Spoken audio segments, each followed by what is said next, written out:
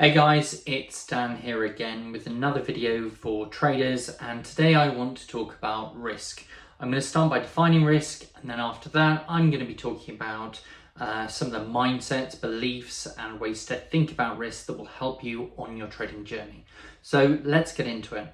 The first thing is, what is risk? How do you define risk? We all have an understanding of what risk means, but how do we drill down and get a really specific idea of it? So here's my definition, and it is that risk is the size of the potential loss multiplied by the likelihood of losing money on a trade, and then you take that number as a percentage of your trading account. So for example, if you have a trade where there is a 10% chance of losing $1,000 and your trading account is $10,000, well then the risk there is the expected value is 10% of 1k, which is 100, and 100 divided by 10,000 is 100. So that means that there's 1%. The expected downside is 1% of your trading account size. So that's how to think about risk. And the smaller the downside, the more you stand to make and be successful in the future. And so once you start thinking about that and you start understanding how to cap the downside, many traders when they start off are trying to make more and more money than like, oh, is there an opportunity here, there? And the answer is that truthfully, everything works. There's money to be made in gold, in oil, in S&P, in bonds, in crypto, in any kind of market. There's always going to be opportunities. Now, yes, in some years there might be more opportunities or less opportunities, and those things could get kind of harder over time or easier over time. But in the long run, it's really about finding out what you're good at and specializing and digging really deep in figuring out where are your edges. Well, what do you understand better than most other people? Because when you think about it, much of the market is people trying to make money, trying to make moves. And so you either are just participating in the market and you're moving like everyone else is, or you understand it better and then you're able to understand the ups and downs and the flows, and you'll be able to make more money and have better edge. So rather than looking at as many small opportunities as you can, it's a lot better in terms of having an aggressive sizing up strategy long term to pick a few small key areas and getting really, really good. And then once you get as good as you can, or almost as good as you can, you then move on to the next one.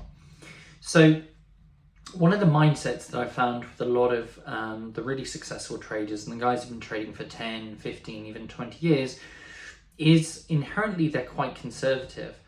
And what this tells me is that at the start of their careers, they were really just trying to survive. Now, trading is very difficult, and for many people it takes 1, 2, 3, even 4 years to kind of get to the point where they are a profitable trader. And many traders, you know, when you see the stats, only 5% make money. Many traders are, the reason they are in that 95%, not the 5%, is because they stopped, because they ran out of money, because they either had to get a job or because they lost so much that the pain of continuing trading is too much. And so one way to think about it is that at the start, the game isn't so much about how to make money as quickly as possible. The game is to see enough of the markets, to gain enough experience that in the long run, you will simply get better and better because you've literally participated in the market for longer. You've done so many more trades. And so your general understanding is so much better than someone who's just done 50 or 100 trades. You know, if you're getting to 1,000, 5,000, 10,000 trades, all of a sudden you're going to have some understanding. You're going to know what is going on much better than people before. So what does this look like in practice? Well, the first thing to say is that it's really important to think about what are your goals. And at the start, you should understand that the best traders have the goal of not to make money, but to learn as much as possible. When I've talked to really high performers, whether it's poker players or traders or entrepreneurs or athletes, they really go through a phase of trying to gather as much information, trying to level up as much as possible, and they're not really trying to keep score at that point. The only game is how do they learn as much, how do they gain as much experience as quickly as possible.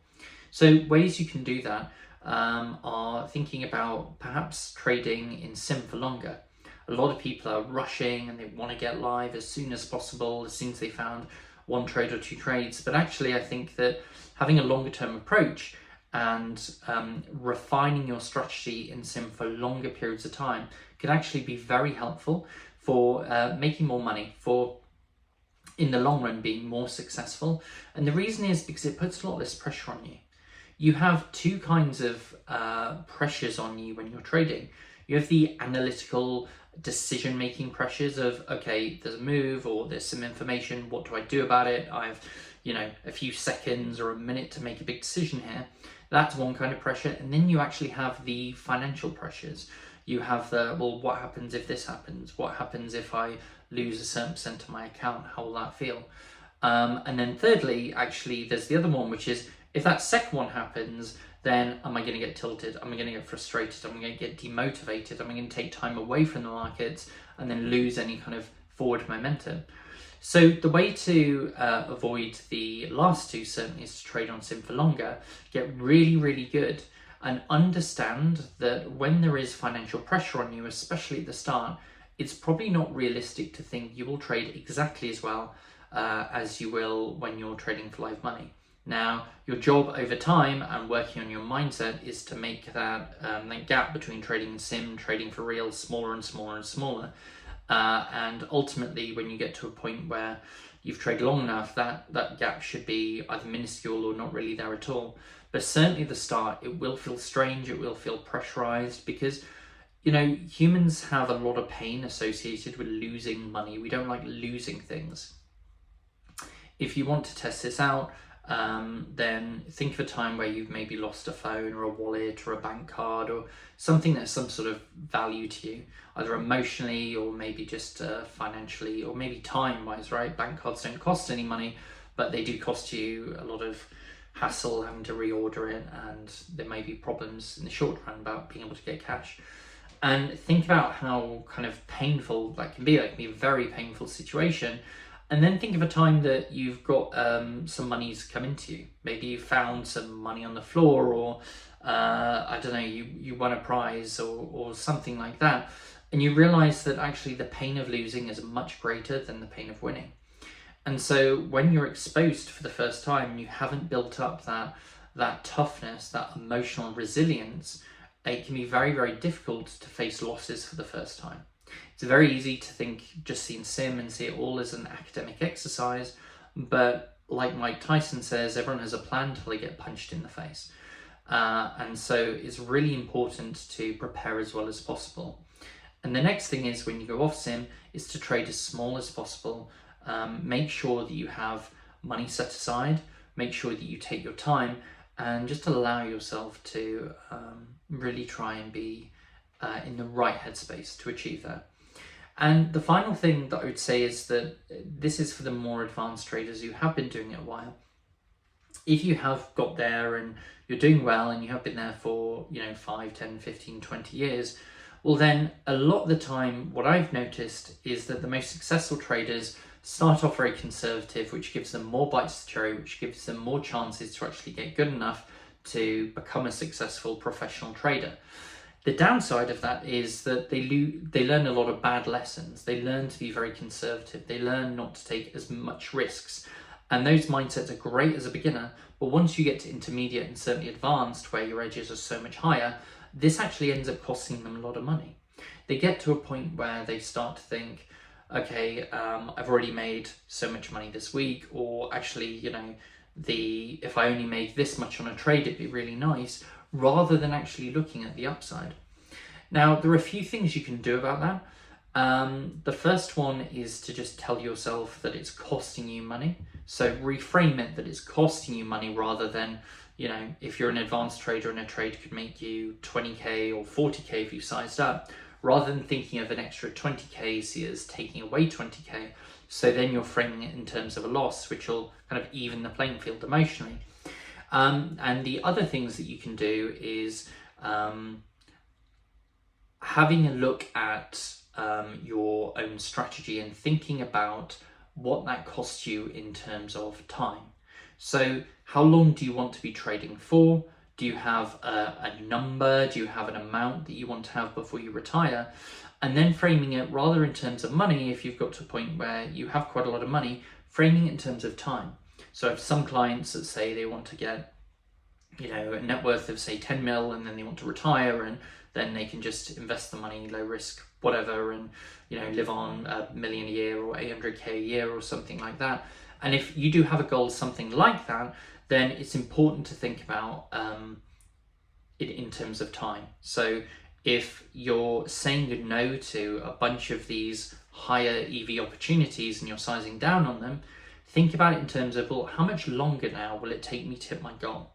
Oh, well, it might take me another year because I'm being much more conservative than I could be. And then think about, okay, well, is this costing me a year of my professional life? And is the risk low, right? Going back to the definition we had before, I'm actually risking much of my account size. If the answer is no, and if the answer is you have high conviction in the trade, and if the answer is there is no good reason to size down on this, then you have to come to the conclusion that the only right thing to do is to put the correct amount of money based on your experience, based on conviction, and based on correct parameters for risk, which only you know based on how much money you have and how good the trade is and all these other factors. So I hope that's helpful. I think for the TLDR of this really is that for beginners, start by being more conservative than you want to. All traders want to start, they want to cut their teeth, they want to go live, they want to make money, they want their first 1k day, 10k day, 50k week, whatever. And it's great to have that enthusiasm, that excitement, and that energy and that rush.